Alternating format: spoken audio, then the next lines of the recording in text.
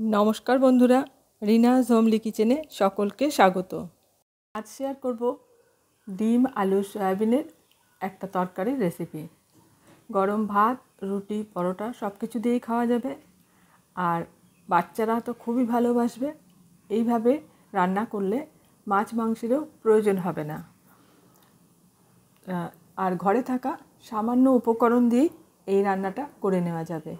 খেতেও হবে দুর্দান্ত। তাহলে চলো দেখে নেওয়া যাক আমার আজকের রেসিপি। এই তরকারিটা বানানোর জন্য এখানে আমি 4টে ডিম সেদ্ধ করে নিয়েছি আর কিছুটা সয়াবিন সেদ্ধ করে জল চিপে আমি রেখে দিয়েছি। আর এখানে নিয়েছি একটা বড় সাইজের আলু, বড় বড় করে কেটে নিয়েছি। আলুটাকে আমি সেদ্ধ করিনি, কাঁচাই আছে। এখন আমি এই ডিমগুলোকে মাঝখান থেকে টুকরো করে কেটে নেব।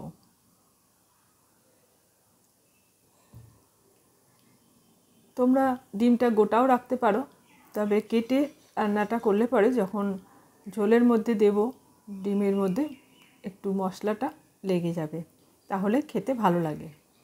তা সব কটা ডিমকেই আমি মাঝখান থেকে এইভাবে কেটে নিচ্ছি।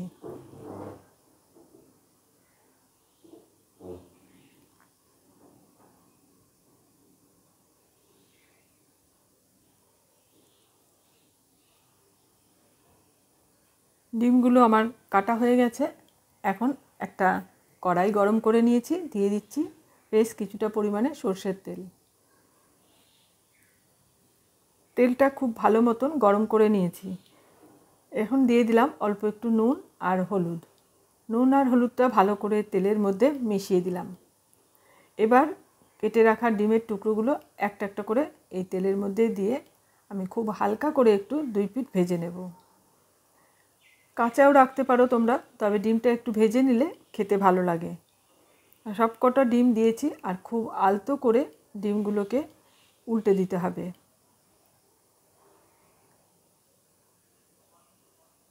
নয়তো কুসুমগুলো বেরিয়ে যেতে পারে।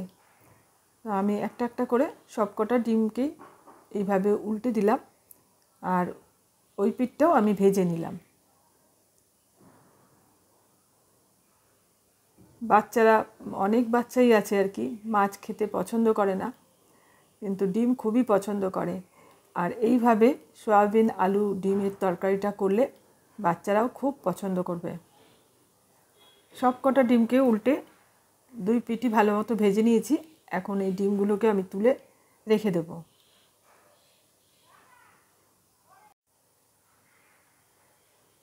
এবার এই তেলটার মধ্যে ফোড়নে দিচ্ছি হাফ চামচ জিরে, একটা তেজপাতা মাঝখান থেকে ছিঁড়ে দিয়ে দিলাম। এবার ফোড়নটাকে খুব ভালো করে একটু কয়েক সেকেন্ড ভেজে নিতে হবে। ফোড়নটা ভাজা হয়ে গেলে এর মধ্যে কেটে রাখা আলুগুলো দিয়ে দিচ্ছি। আলুটাকে খুব লাল করে ভেজে নিতে হবে। যেহেতু আলুটা আমি সেদ্ধ করিনি, তাই আলুটাকে আগে ভালো করে ভেজে নেব। 3-4 মিনিট নাড়াচাড়া করে আলুটাকে বেশ লাল করে ভেজে নিয়েছি। এখন এর মধ্যে দিয়ে দেবো একটা মাঝারি সাইজের পেঁয়াজ কুচি। পেঁয়াজটা দিয়ে খুব ভালো করে আবারও ভাজবো, পেঁয়াজটা যতক্ষণ না লাল হয়ে আসছে।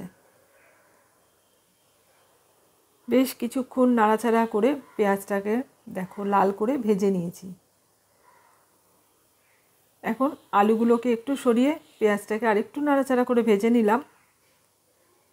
আলুগুলোকে চাইলে তোমরা তুলেও রাখতে পারো, তারপরেও তোমরা পেঁয়াজ ফোড়ন এগুলো দিতে পারো। আমি এখন এর মধ্যে দিয়ে দিচ্ছি 2 চা চামচ আদা রসুন বাটা। আদা রসুন বাটাটাকে একটু নাড়াচাড়া করে ভেজে নিতে হবে যতক্ষণ না এই আদা রসুনের কাঁচা গন্ধটা চলে যায়। খুব ভালো মতন ভাজা হয়ে গেছে। এখন দিয়ে দিচ্ছি হাফ চা চামচ লঙ্কার গুঁড়ো, কাশ্মীরি লাল লঙ্কার গুঁড়ো, হাফ চামচ হলুদের গুঁড়ো। এবার অল্প জল দিয়ে আগে প্রথমে এই মশলাটাকে কষিয়ে নেব, তাহলে পরে ঝোলের রঙটা খুব ভালো হবে। দেখো ভালো করে মিশিয়ে নিলাম আর বেশ কিছুক্ষণ একটু কষিয়ে নেব। তারপর এখন দিয়ে দিচ্ছি 1 চা চামচ ধনের গুঁড়ো, 1 চামচ জিরের গুঁড়ো আর খুব সামান্য একটু চিনি, পরিমাণ মতো নুন আর দিচ্ছি 1 টেবিল চামচ টমেটো সস।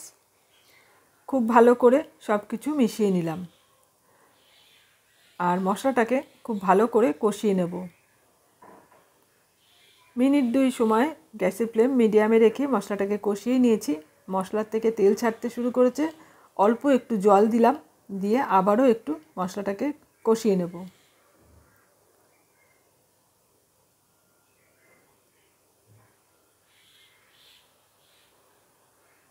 মশলার থেকে আবারও তেল ছাড়তে শুরু করেছে। আর দেখে নেব আলুটা কতটা সেদ্ধ হয়েছে। আলুটা এখনও শক্ত আছে। আর এখন এর মধ্যে দিয়ে দিচ্ছি ওই সেদ্ধ করে রাখা সয়াবিনগুলো। সয়াবিন দিয়ে আবারও মশলার সাথে ভালো করে কষাতে হবে, তাহলে পরে মশলার যে ফ্লেভারটা সয়াবিনের মধ্যে চলে যাবে। মিনিট খানেক সময় ভালো করে নাড়াচাড়া করে কষিয়ে নিলাম। একদম শুকনো শুকনো হয়ে এসেছে। আর এখন আলুটা ভালো মতনই সেদ্ধ হয়ে গেছে। আর যখন ঝোলটা দিয়ে আমি ফোটাবো তখন আরও ভালো মতন সেদ্ধ হয়ে যাবে। এখন আমি এখানে দিয়ে দেব প্রায় 2 কাপ মতন একদম ফোটানো গরম জল। জলটা দিয়ে ভালো করে নেড়ে একটু মিশিয়ে দিলাম। এবার একটা ঢাকনা দিয়ে ঢেকে 4-5 মিনিট একটু সেদ্ধ করে নেব। মিনিট 4 পর ঢাকাটা খুলেছি। আর এখন আবারও একটু নাড়াচাড়া করে নিচ্ছি।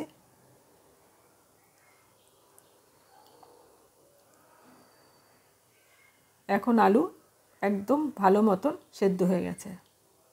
এই সময় দিয়ে দেব ভেজে রাখা ডিমগুলো। সবকটা ডিম একটা একটা করে দিয়ে দিলাম। এবার দিচ্ছি 3-4টে কাঁচা লঙ্কা মাঝখান থেকে চিড়ে দিয়েছি। আর অল্প একটু কসুরি মেথি দিলাম। ধনেপাতা থাকলেও তোমরা দিতে পারো। আর দিলাম 1/2 চা চামচ গরম মশলার গুঁড়ো।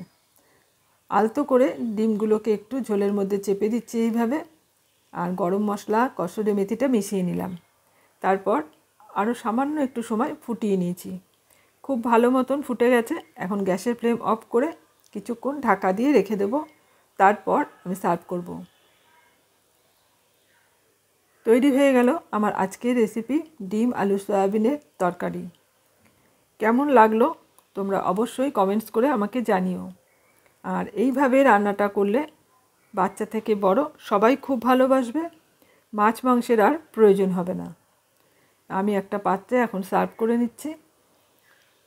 আমার আজকের রেসিপি তোমাদের ভালো লাগলে একটা লাইক দিও আর বেশি বেশি করে শেয়ার করে দিও। আমার চ্যানেল এখনও সাবস্ক্রাইব করা না থাকলে চ্যানেলটা সাবস্ক্রাইব করে পাশে থাকা অল বাটনটা প্রেস করে রেখো।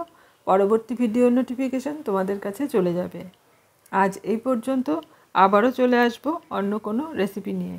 এতক্ষণ আমার সাথে থেকে ভিডিওটা দেখার জন্য অসংখ্য ধন্যবাদ।